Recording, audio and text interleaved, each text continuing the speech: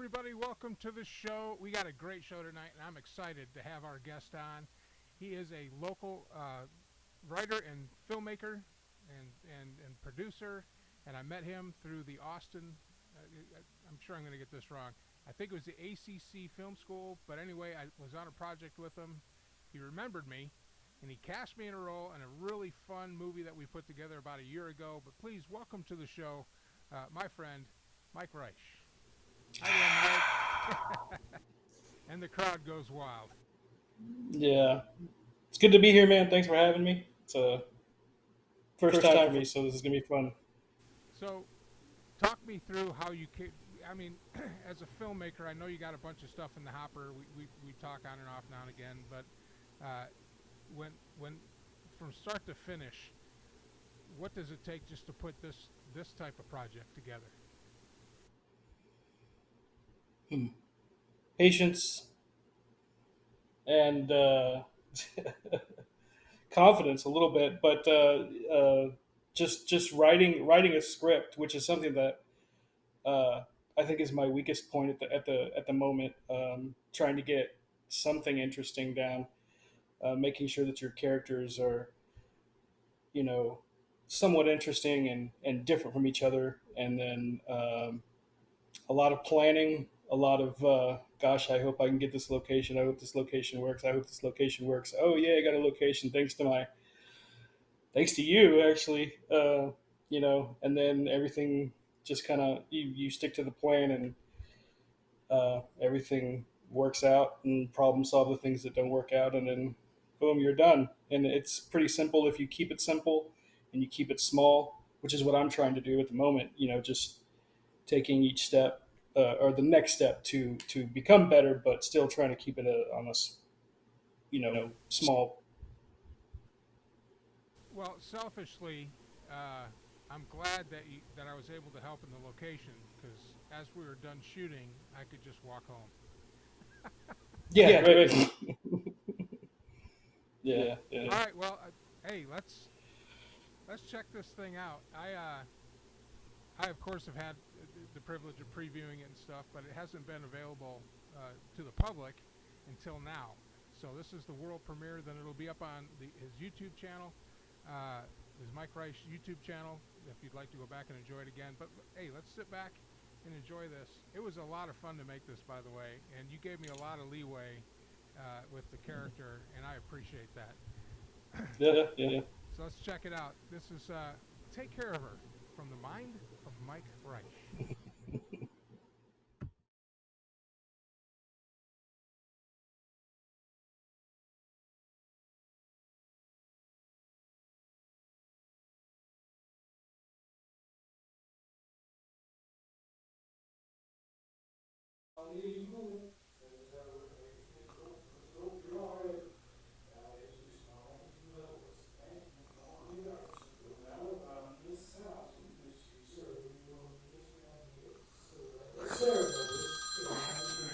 University student was last seen by one eyewitness driving home from France at 1 p.m. on Tuesday night. There are reports of a forced entry at her residence, and we'll be in line for you from the scene as soon as we can. Sarah Douglas is the daughter of Rich Douglas and a notoriously vicious prosecutor.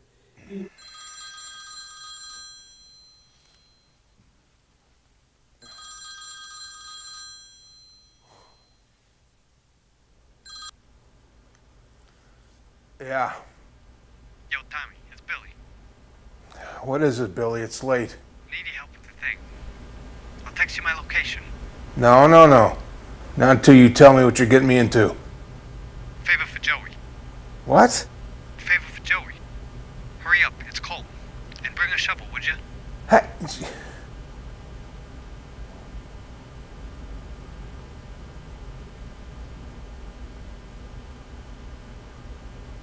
Fuck.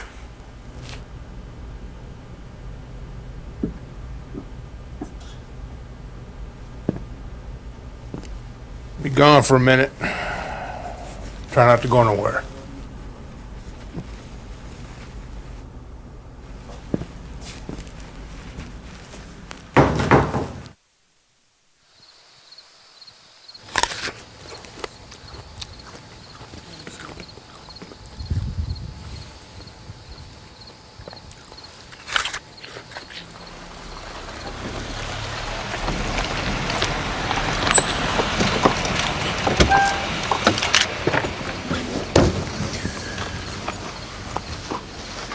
Tommy, my man. Good to see you, my dude. Fuck you, Billy. What's the problem? You always this grumpy after a nap? Oh, did you bring a shovel? No, I did not. Oh, wow. Okay.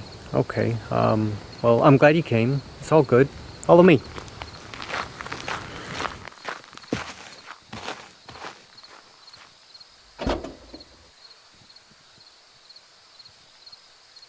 Is that?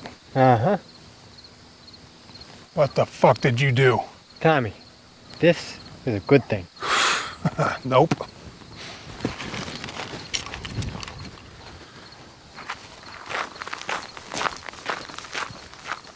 Tommy. Get the fuck off me, Oh, Billy. buddy, calm down. Your blood pressure. Do you know who that is? I most certainly do.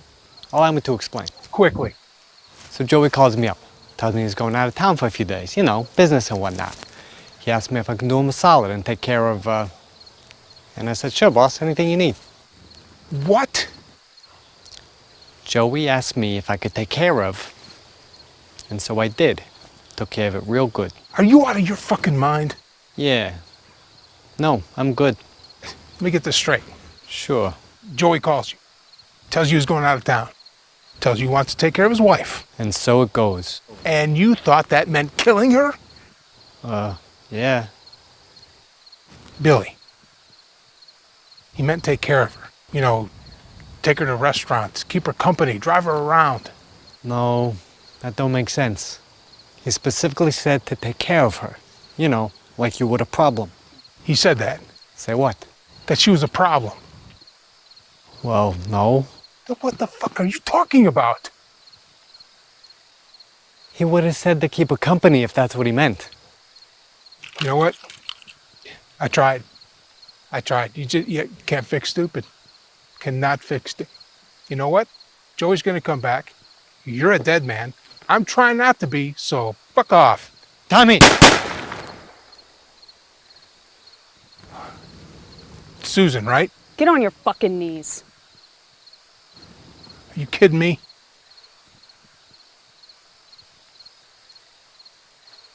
I'm too old for this shit. Why was I in the trunk of this car? Look, this is a misunderstanding. Can you put the gun down? No. Could you at least take your finger off the trigger?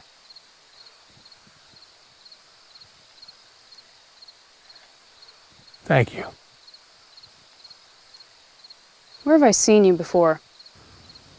I drive for your husband sometimes. It's been a while. You drove us to the Commodore. Yeah. The place has some high-priced food. I'm more of a taco casa guy. Why are you here? Bad decisions. You were going to kill me and dump me here. Why? Yeah, I can kind of see where you get that. Why are you here? Look, that guy, fucking idiot, he thought he was supposed to knock you off. And why would he think that? Because his brain don't work so good. Look, seriously, the guy can't make a bread sandwich. Jokes. You seem determined to blow my brains out, and I'm just not the crying and begging type.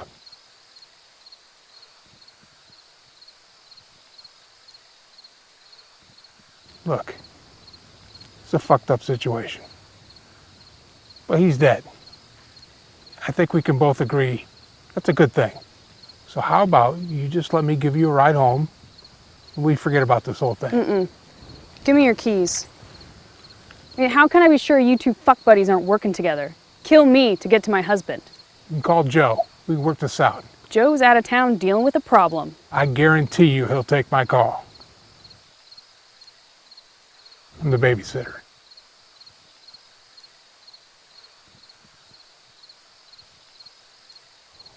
Is she okay?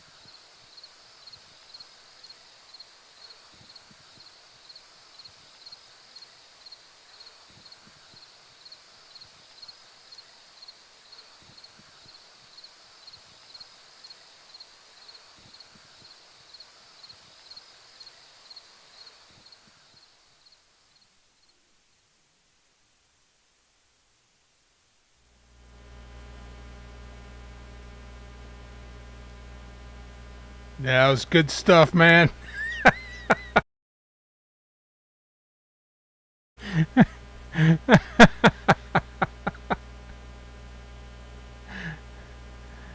Hold on. Oh, Sorry, that was me. That was my fault. Every time I see it, I just crack up when the music comes in. It's just for me that's hilarious. I like it. well, I used that picture of me and Darren in the trunk with the red light coming up as my wall. I use it as my wallpaper for a little while. It's a freaking great still from that. Yeah, Oh, yeah. Yeah. No, go ahead. I said no. It was a lot of fun to do, and you run a good set.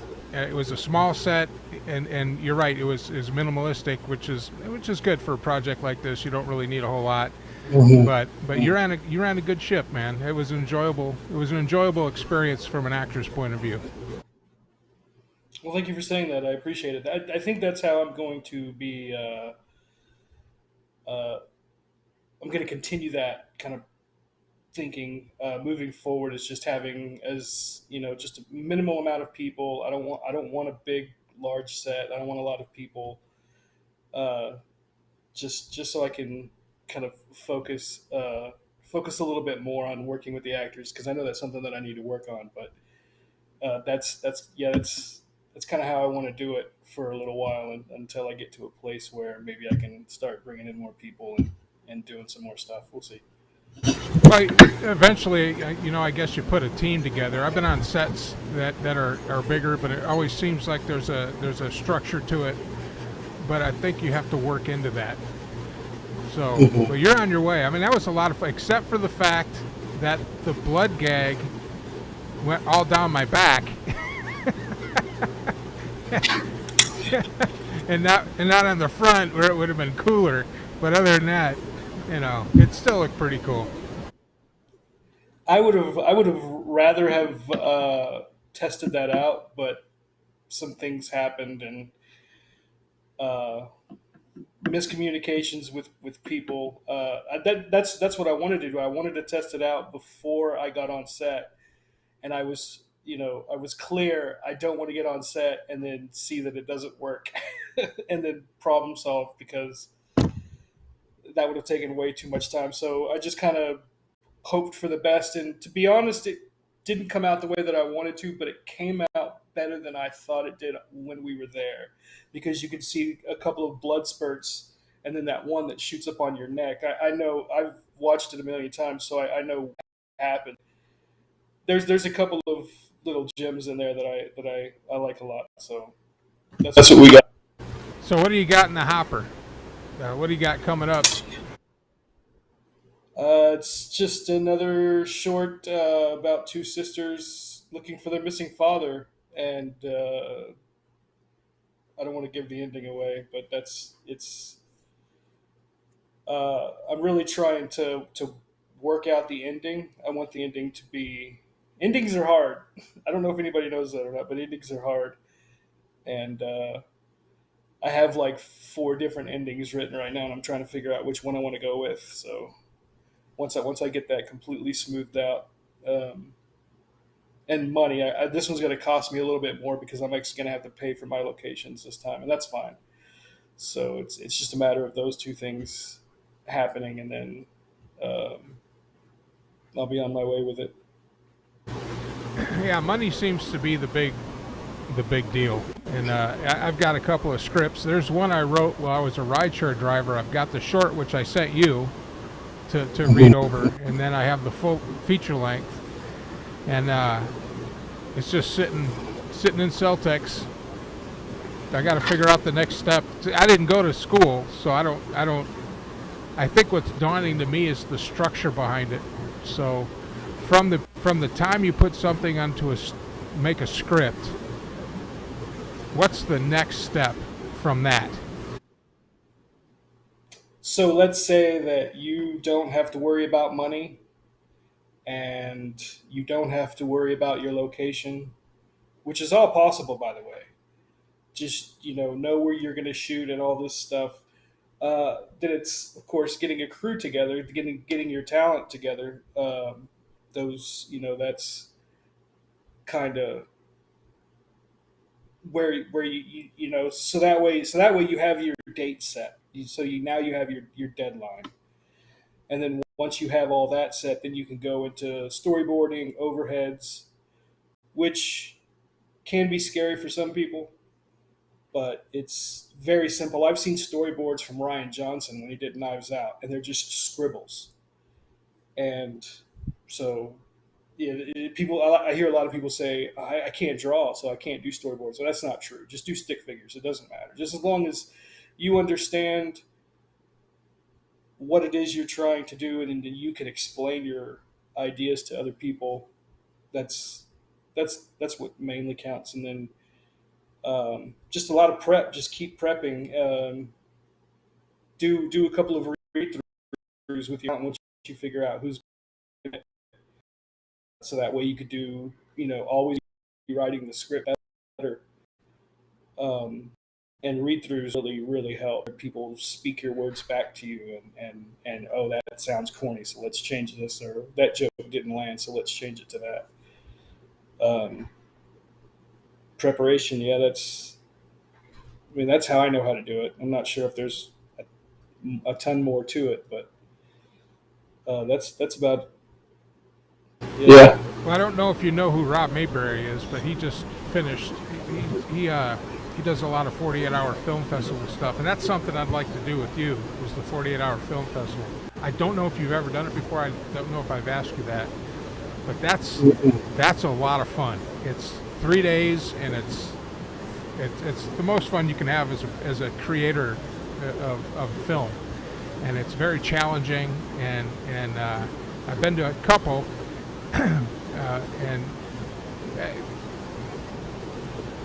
but he just did the feature film, and I've been talking back and forth with him in the editing process. Now, a lot of people think that a movie is shot in the order that you see it on the screen, and that's not true. But how important is it when you're on set, when you're getting the footage? What are the little things that can be done to assist in the editing process, say as an actor, or even as a sound guy, or even the director of photography? Are you talking about the ease, how to make editing easier? Well, yeah, I'd say just what are the little things that actors can do so that when their stuff goes to editing, the editor doesn't end up, because a lot of projects, I mean, you know this, you've been in a while, I've been in a while, a lot of projects go to the editing room and never make it out. I've been in a lot of projects like that, where I'm just trying to get footage because I know it's never going to be released because they quit at the editing process. So as an actor, when we're on set, when we're putting all this stuff together, what are some things that we can do to make the editing process smoother, so they can get the best content put together for the finished product?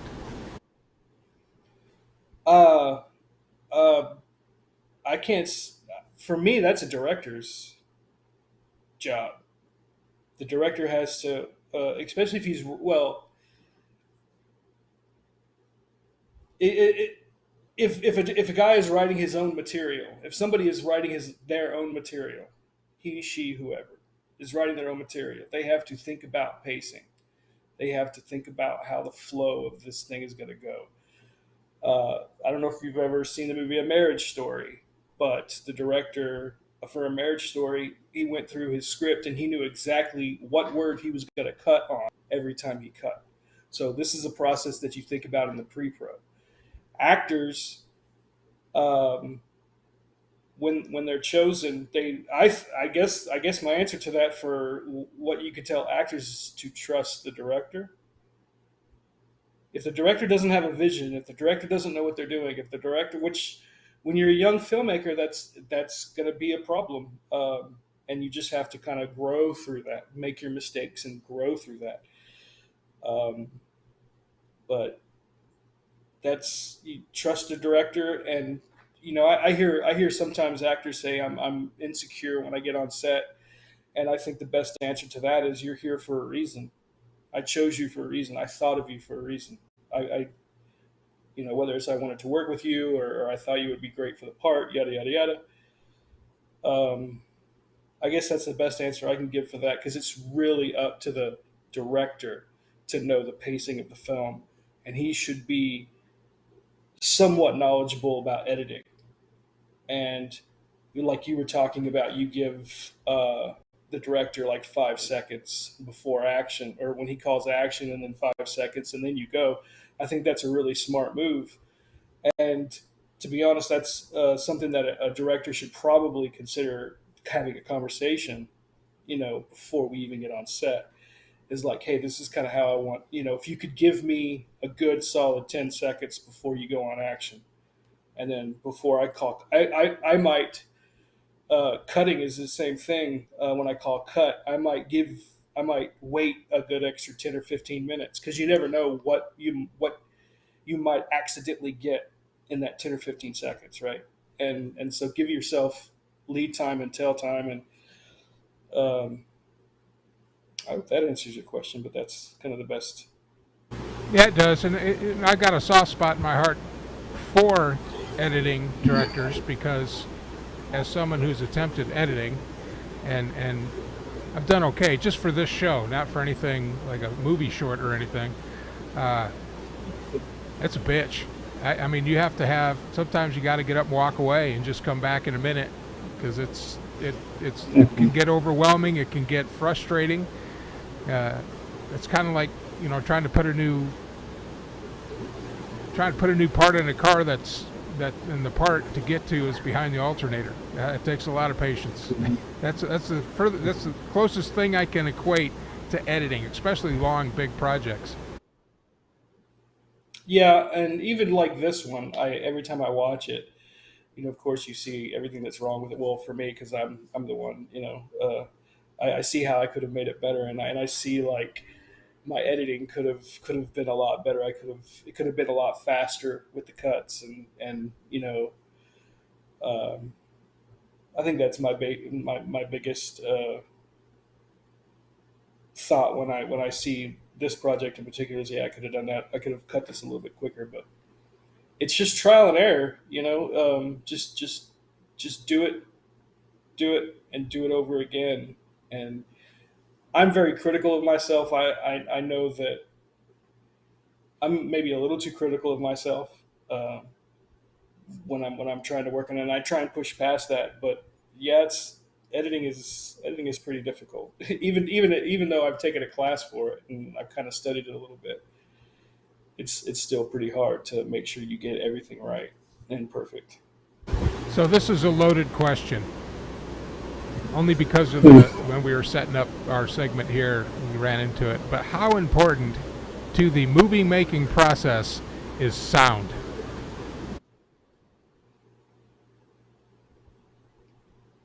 Sound is the most important thing for a movie. If you can light it spectacularly, you can the actors can give the performance of a lifetime, but and the editing could be amazing. You could have cut it so perfectly, but if your sounds is off, that people will never forgive you for it. Will never forgive you for it.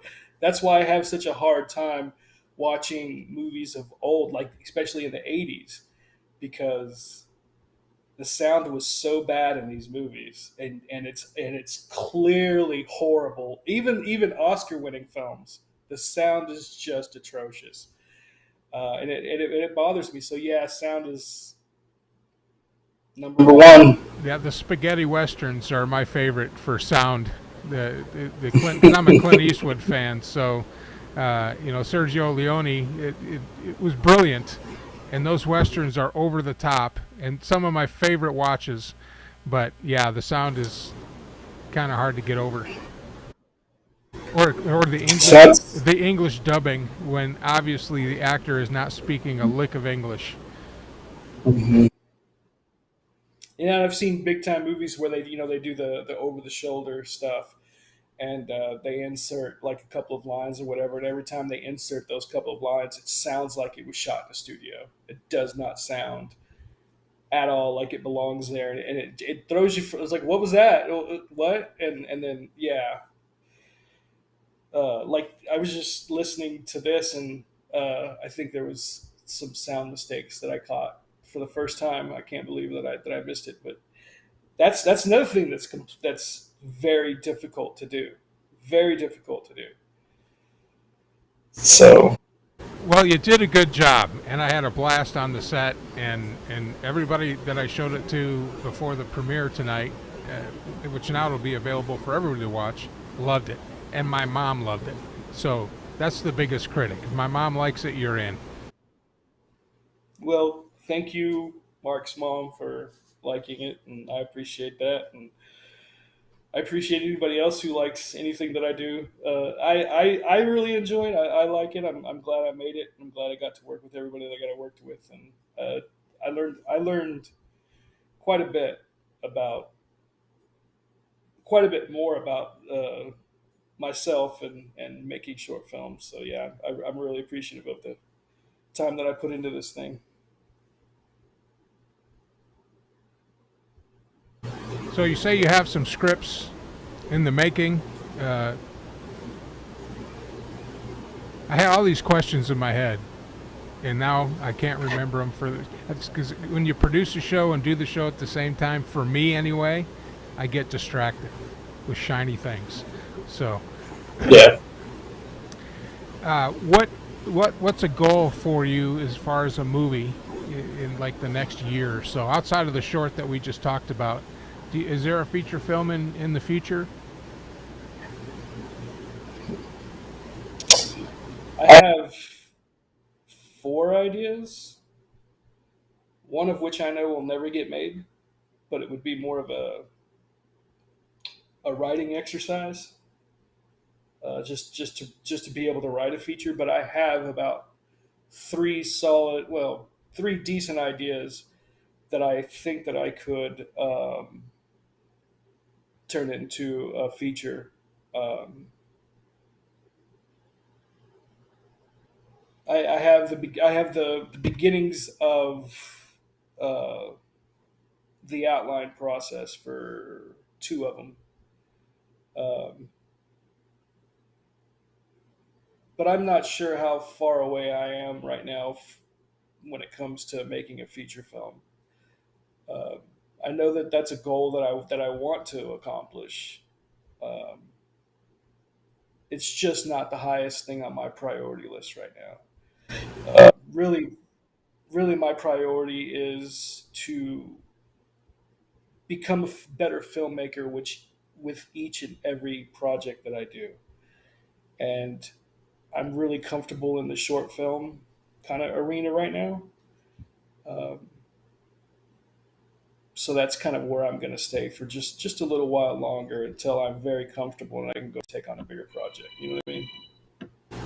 Now, so why don't we uh, why don't we jump on the 48-hour film festival? See, Hang on one second. it's all your fans calling. Yeah, something's going on. Give me 1 second.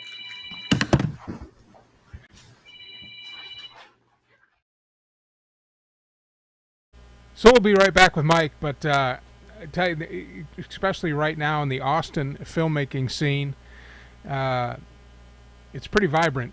But right now we're also in the middle of a writer's strike, so that's kind of put the kibosh on a lot of big productions. And is everything all right?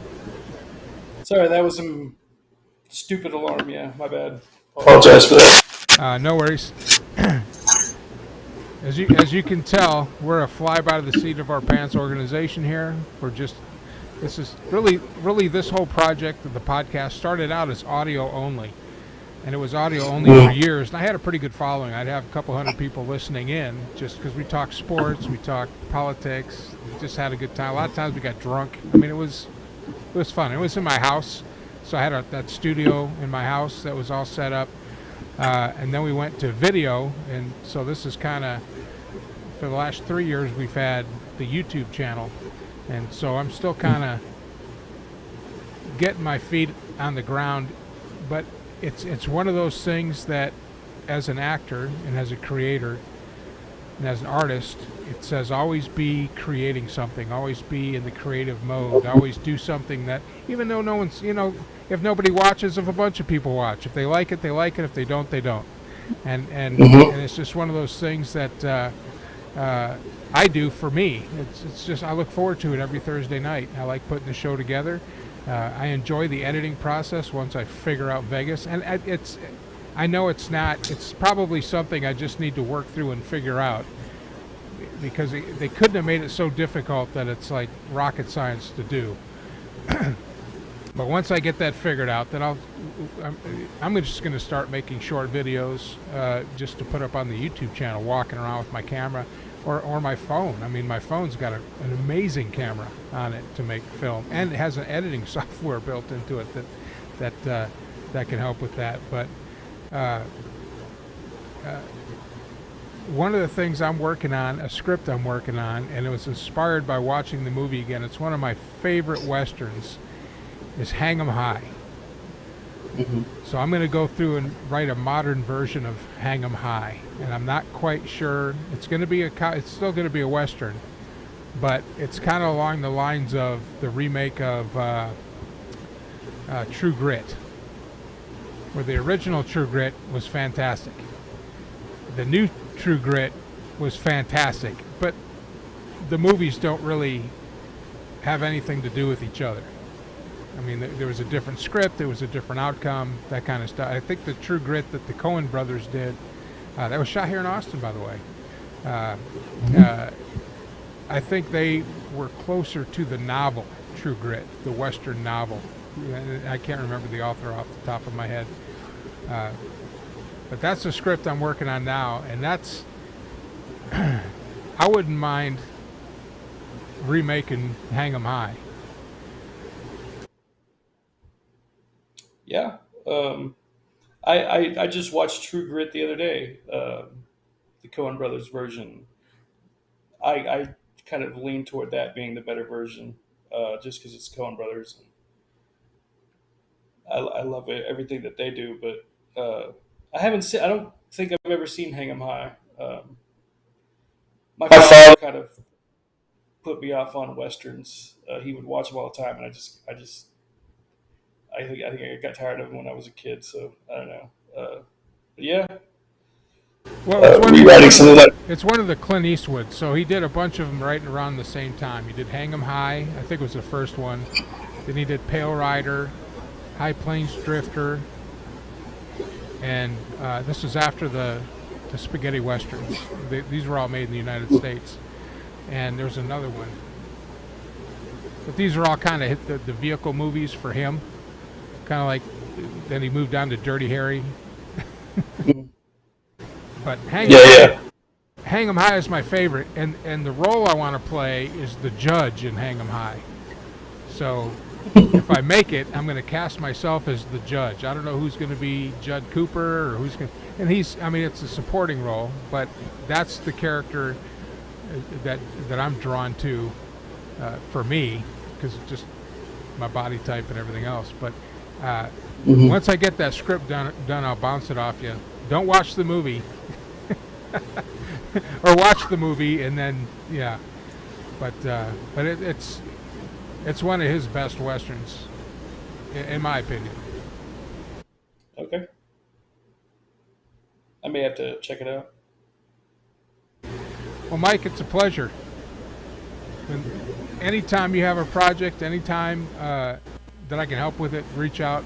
You know I'll help you with it. But even if, no matter what you put together, when you're ready to premiere it, give me a call. I'll have you on and we'll premiere it. Oh yeah, for sure, man.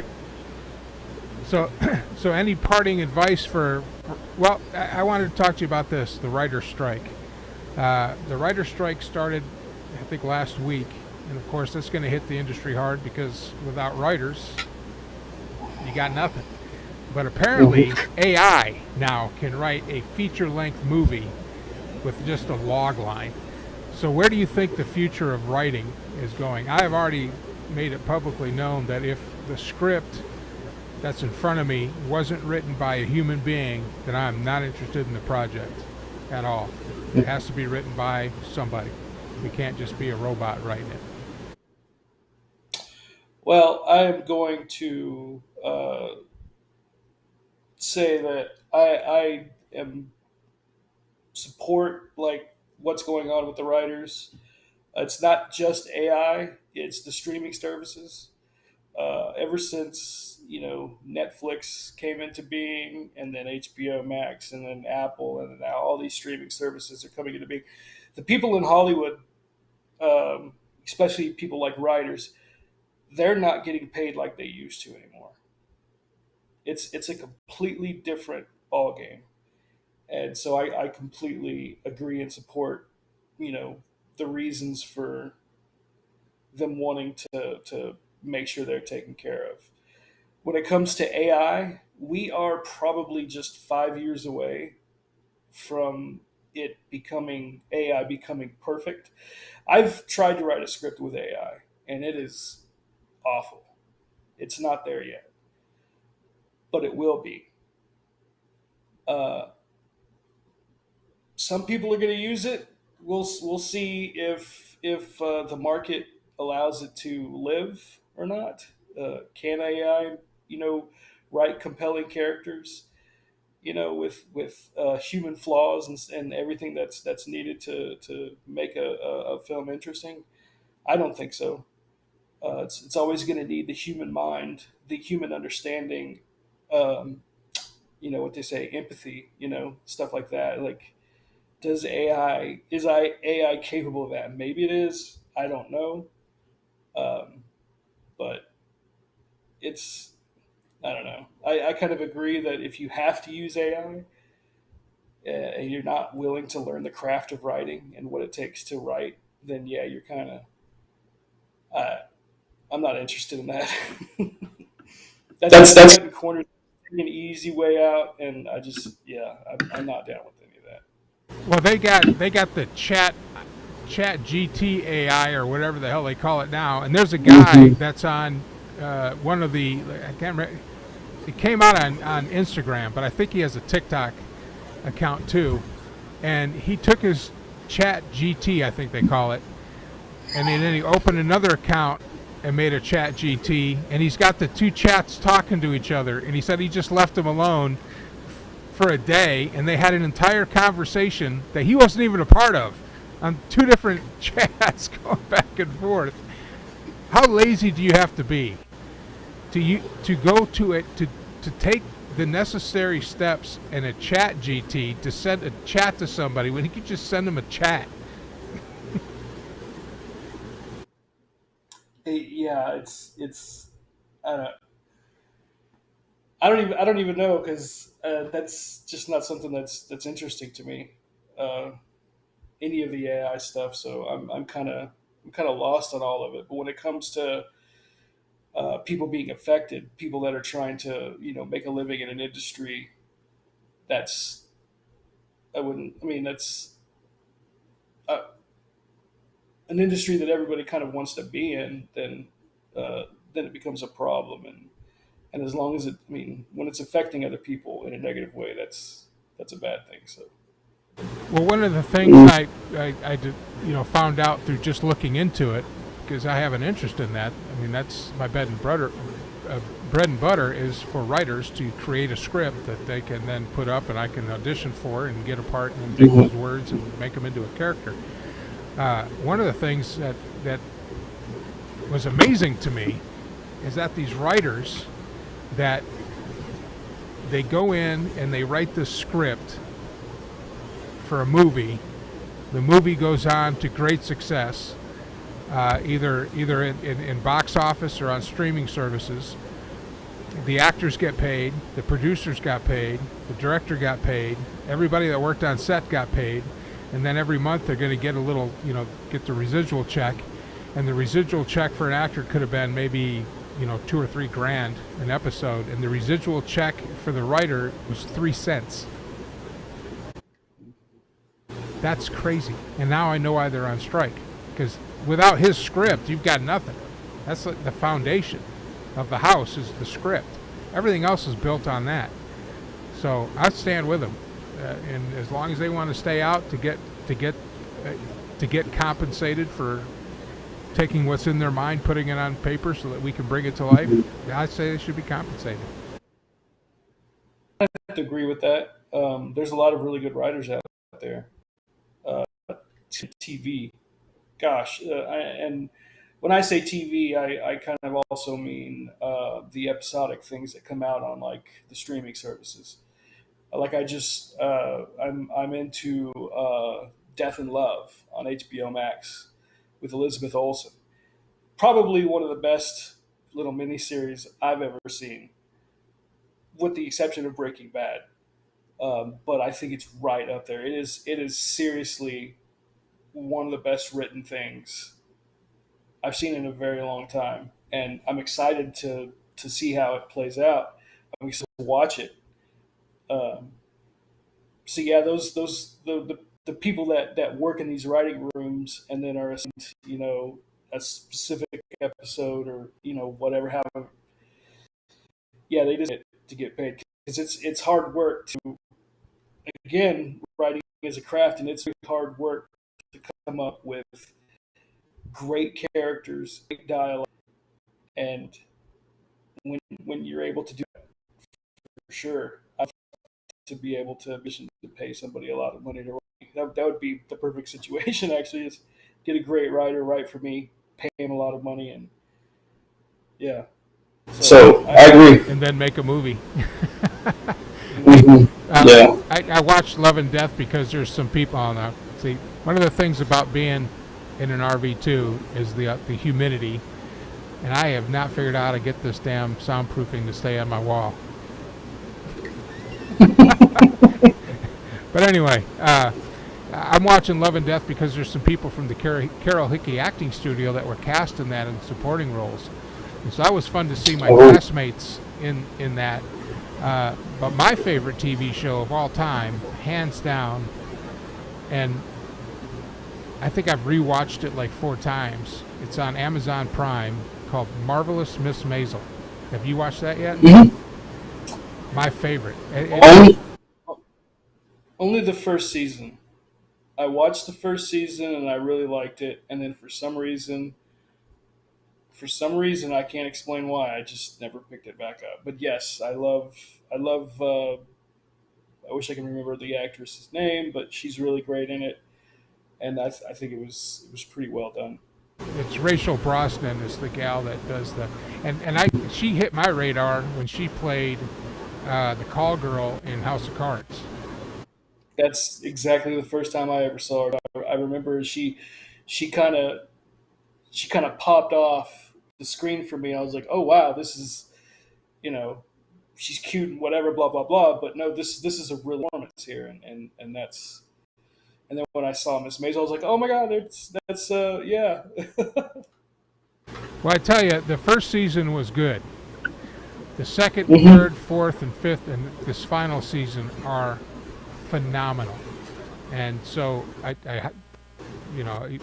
pick it back up. You won't be, but have time.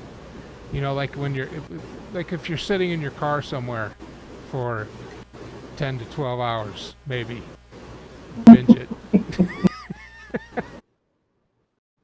Yeah, I don't sit in the lobby, but Yeah, I know what you're saying. or the lobby, or yeah. But and without getting into exactly what we do to support all the shenanigans, isn't that the best job to have, to be a filmmaker and an actor? Seriously. It can be, but it also can be.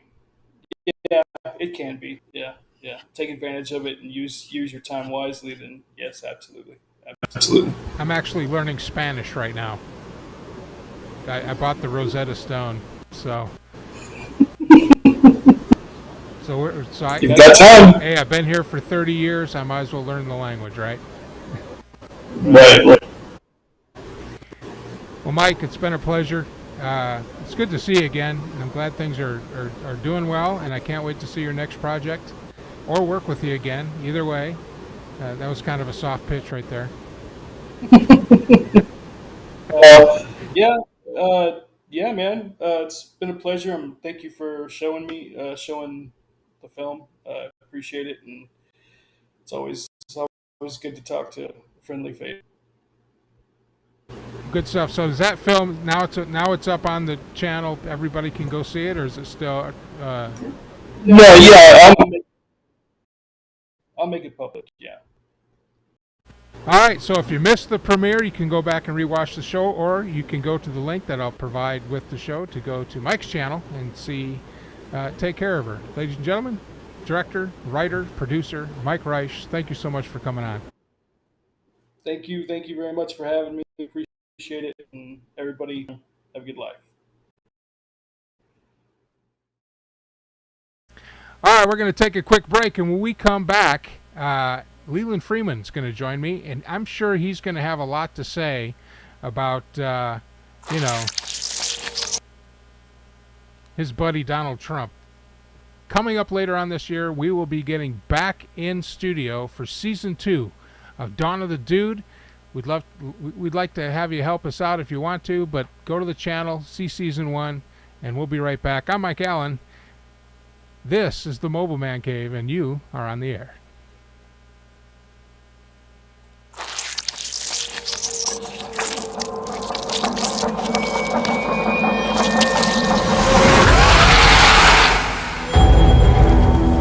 I will devour this world.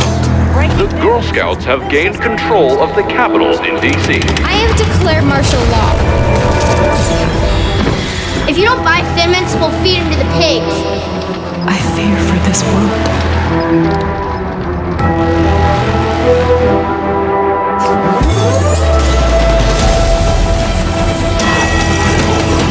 All your souls Damn, I look good. belong to me. Am I the only one with no special powers? You guys got a plan, right? We are the last hope for humanity.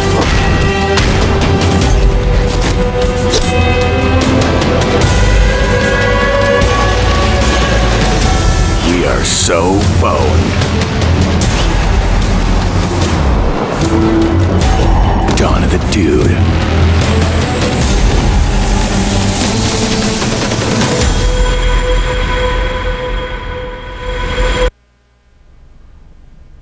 We humbly request your support financially by backing our campaign.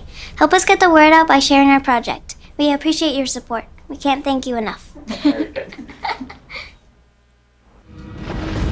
right, that was a lot of fun to make too. And those guys are they're kind of wild, man. And I can't wait to get back on set for that. But now we have our resident Republican, the man, the myth, the legend. And I'm sure he was tuned in to CNN, his favorite channel, by the way, to make sure that he could catch every word of his Lord and Savior Donald Trump. Please welcome to the show regular, Leland Freeman. How you doing, Leland? I'm here, Mike. I am absolutely here. Oh, glad you got the audio fixed too. Well, I'm actually on a push to talk, so when you're talking, I just turn myself off. I haven't got it fixed, but I got a little bit of a workaround. That's what we did also on the last game of, well, actually, it's probably the second to last game on our Concordia broadcasts, where that's exactly what I did with Chuck when I brought him in live from Granbury. on the game one of that series. So you and the rest of America watched your boy on the. I missed the first 20 minutes of it. You missed it. I missed the first 20 minutes, but I did catch the majority of it. Dude, your boy don't give a shit, man. He doesn't care I know. at all. He has no couth whatsoever. And, sometimes that's the way of do it. But he was, frank on a lot of questions, such as with the whole Ukraine thing, where he says he didn't want to see Ukrainians or Russians continue to die. I wish he used the term peace. He wants peace. So there's a couple. That was kind of a roundabout way of answering things. And then he said, well, Europe should pay more. I go, why should anyone pay for the war at all? So there's a few things I disagree with him. But hey, that's being conservative, that kind of thing. I mean, it's unlike.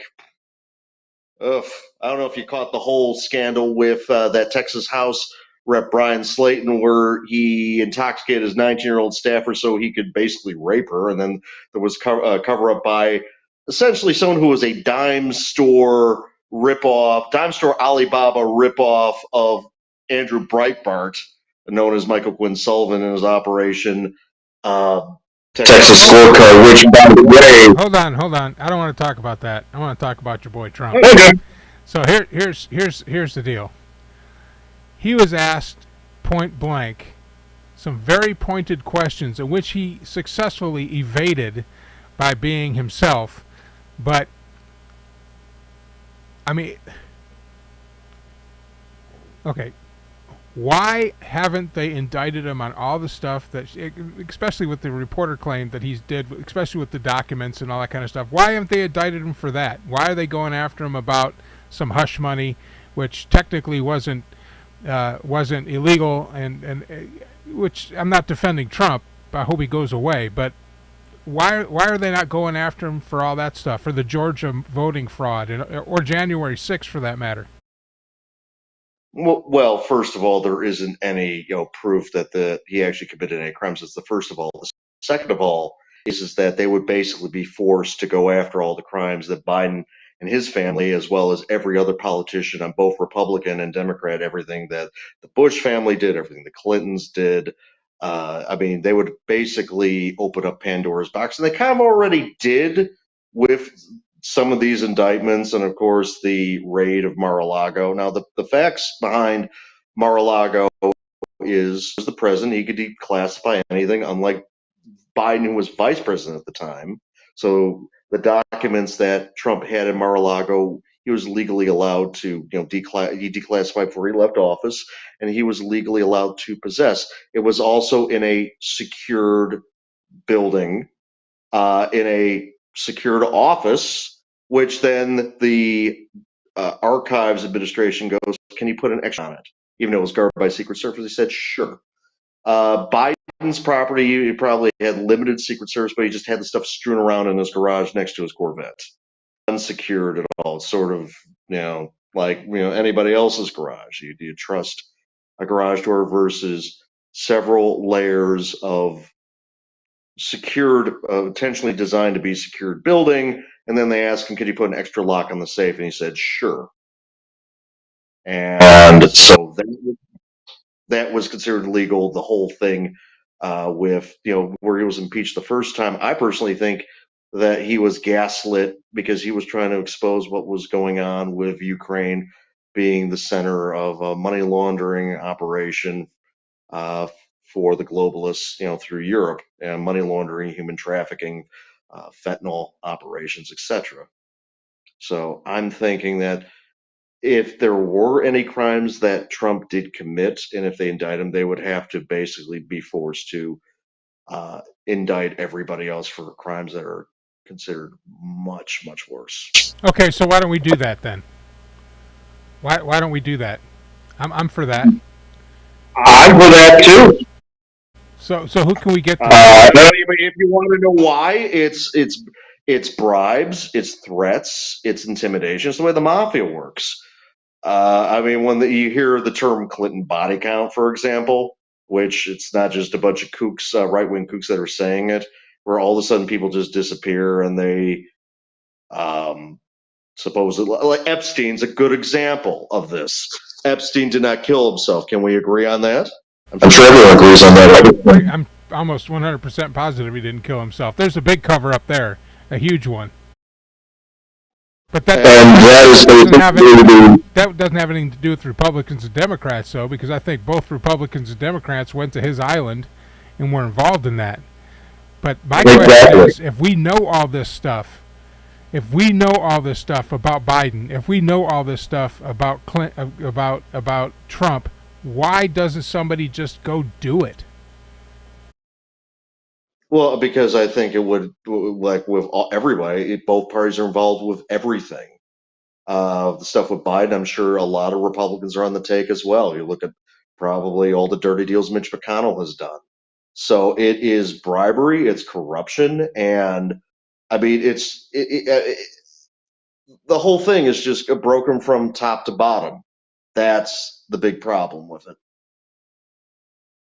And what's unfortunate about this whole thing is, even though the Democrats, if the Democrats hadn't done anything, if they would have just ignored Trump, he wouldn't be the front runner right now.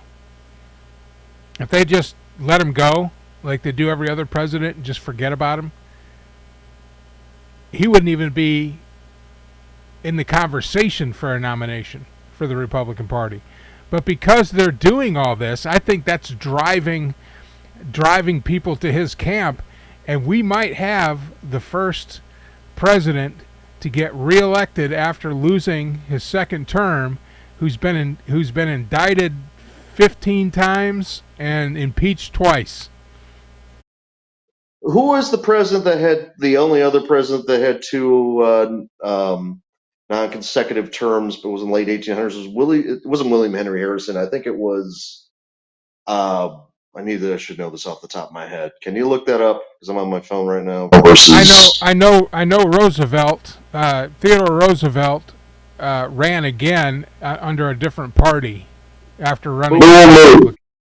No, this happened in the late 1800s. I think it was John Quincy Adams. I think maybe it was some guy in the 1800s. Hold on, I'll look it up. Yes. It was around 1870, I'm thinking, Mike. 1870 or 1880s. Two non-consecutive terms separated by another president in between. But yeah, I mean, Teddy Roosevelt had two successful terms, and then Taft became president. Then he ran under the bull moose to take the votes away from Taft, and we got Woodrow Wilson, all this nasty, nasty stuff that came with it, and that's that holdover from that power grab from Wilson. We're dealing with those repercussions today. So it was Grover Cleveland. Cleveland? Served from 1885 to 1889, and from 1893 to 1897. Okay, that makes sense. Yeah, that was the guy. So Trump will be the only person in history that would have two non-consecutive terms. The deal with Cleveland too is he didn't have I think it was the 25th Amendment that also added the term limit. That was after FDR was elected to 4 terms, served for about 10 years. It was about 1 or 2 years into his 4th term before he died, right before the end of World War II in 1945. So it was 1931 to 1945. So that was 14 years, I'm guessing. Oh wait, no. Yeah. Interesting. Yeah. Okay. Yeah. FDR was our longest serving president, and after his presidency, they had a term limit for the president, which I think should be term limits for everybody, but that's just me. Well, the problem is then you have California. I mean, I'm conflicted on that. Now, I am for recall, so if someone in the private sector could be fired at a whim, we should be able to do the same thing with a lawmaker, and not just have the expel the person. So you don't think there should be term limits? You don't think there should be term limits for congressmen and senators? Well, the problem is that California's got term limits, and yeah, I mean that's the problem. Is California's got term limits, and they're just as dysfunctional and corrupt. So you have, I mean, I don't think that necessarily would solve the problem. And there's another thing: is you would have Rand Paul would be term limited, and Thomas Massey would be term limited, and I think those are probably some of the best guys in Congress. But they would. I mean, the problem is, if you look at who's really running the show, it's the staffers. The elected officials are basically puppets for the staffers. They're the ones that really run things. So if you want to know, get someone's attention, you get their chief of staff's attention, not the elected official.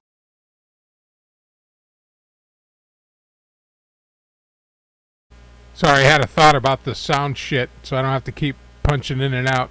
But doesn't Texas have term limits?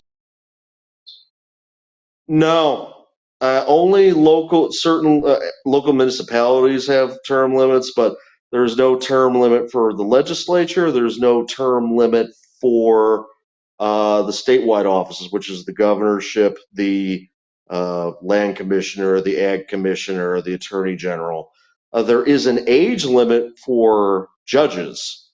So you can run for as many terms as you want as a judge until you get to a certain age, and that's a mandatory retirement. So maybe a mandatory retirement age will be in order, so you don't have Dianne Feinstein. Have you seen that photo that was posted on Twitter? Yeah, she's not doing well at all. No, this is elder abuse and exploitation. I feel bad for her, to be honest with you. Same thing with Fetterman. Yeah. Oh well. Yeah. Well, it's all a show anyway. It's nothing's real. I think this is going to be this election's going to be even more contentious and dividing than the last one, to be honest. No, it's if we even make it to it. I mean, you look at all these countries that are debasing the dollar. So how the U.S. currency was able to remain having good purchasing powers through Team America, we guarding the world. We basically forced everyone to use our dollar for international exchanges, so that we were able to keep printing our way out of our debt situation, which is just kicking the can down the road. Now you're seeing all these countries like the BRICS nations. BRICS is an acronym for Brazil, Russia, India, China, South Africa. Those nations of emerging countries are deciding to either use yuan as a reserve currency, or they're just directly doing exchanges with their own currencies between each other. So basically, the dollar is going to end up sort of like was it the Venezuelan peso or the Weimar mark? Well, I mean, it's going to happen. Well, the Weimar mark is they're still part of the European Union, so. Well, the Weimar mark back during the Weimar Republic era, between World War I and World War II. Yeah. Okay, so, I see what you're saying. It took a minute to catch up because I'm like doing two different things at once. I hate producing and doing. I miss the old days where I could just engage in this and not have to do all this. But hey, you would probably be having me drive the boat. Yeah, probably. I mean, I'll get used to it, and I got to figure out. I got to get with vMix because I know there's a way to do this.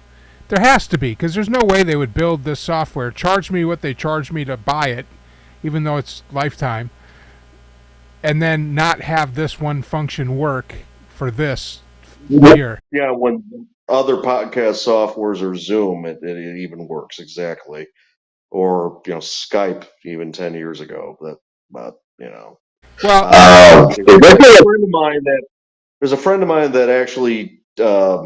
Well, I'll tell you which company is offline, but he is their communications guy. It's for a big company. And yes, they do use vMix, so I actually need to pick his brain about how that about all the little ins and outs about this stuff. So, but yeah, it's such a valuable tool that you're able just to remote in for those people that are actually watching us live or watching the archive, is that the vMix allows us to actually interface with just ordinary phones or laptops through a web browser. So that's how powerful vMix is. And then so I'm just using my phone, and I have a code that Mike sends me, and I just go to this web address, and then that gets pulled into his vMix, and then that puts it out to YouTube or any streaming service that we decide to use. And the problem is that once you're plugged in, there's down in the audio mixing portion of it, there's no way to separate when Leland talks from my audio. So when I talk, it doesn't show up on his audio.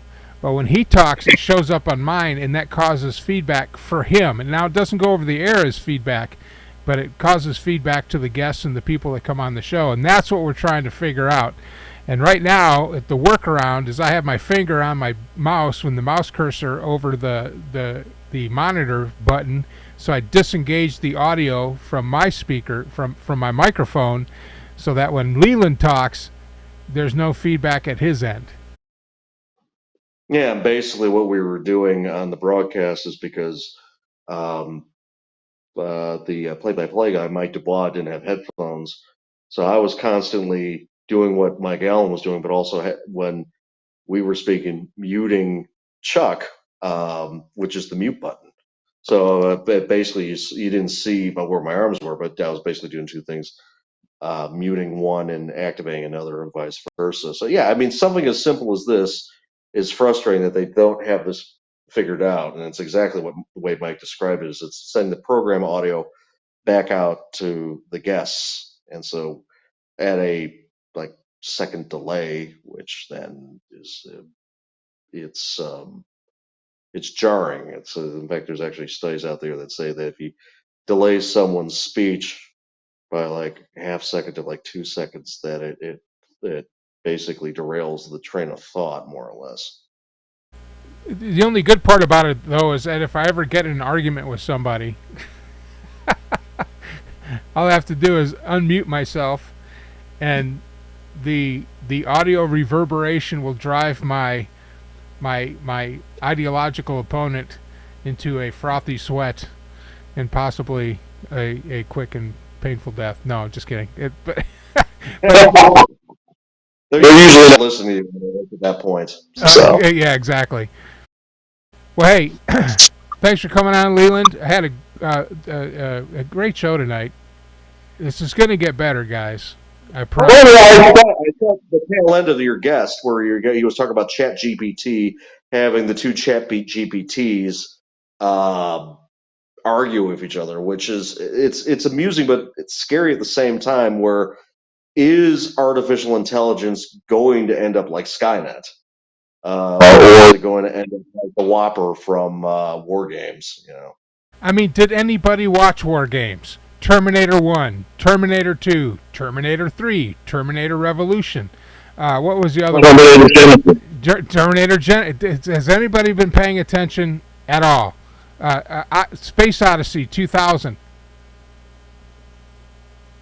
One of the greatest movies ever made by Stanley Kubrick, 2001's A Space Odyssey. Or, I mean, you're not going to have a Mr. Data. You're going to have, or the movie AI. Exactly. It's bad because they also the motion picture. Avengers, Age of Ultron.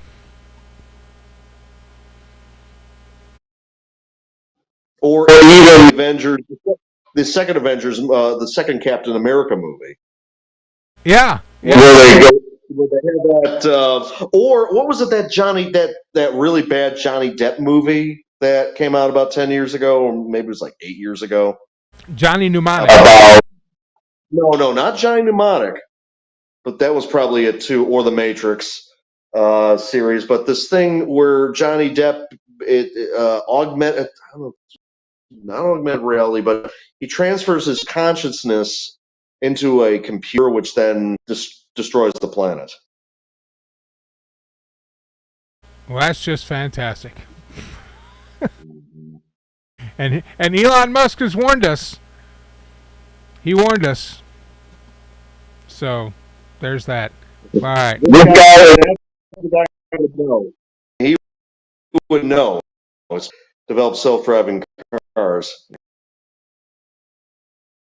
Well, my friend, hopefully Chuck will be back here next month, and we'll start talking more sports. And we're gonna get this shit figured out. I just my cell booster is sitting over here in a box, and I'm gonna get that set up and see if I can get a better signal into here.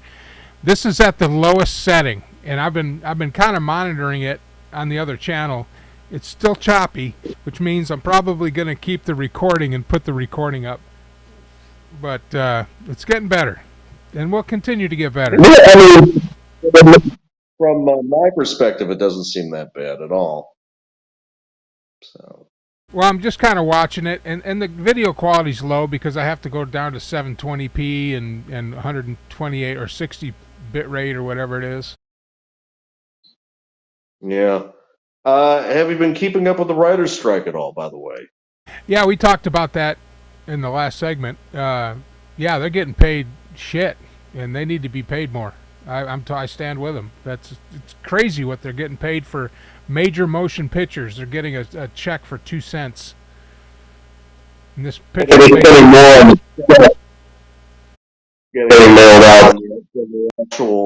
than the actual residuals. Now it's interesting that the productions that are still trying to check the scripts they have, they cannot alter a single word of the script that was locked on May 1st. The question is, how long do you think this is going to go? About 5 months, 6 months, maybe longer? Hopefully it goes just as long as it takes for me to get my shit together so that when it breaks, I'll be ready for all the jobs that'll be available.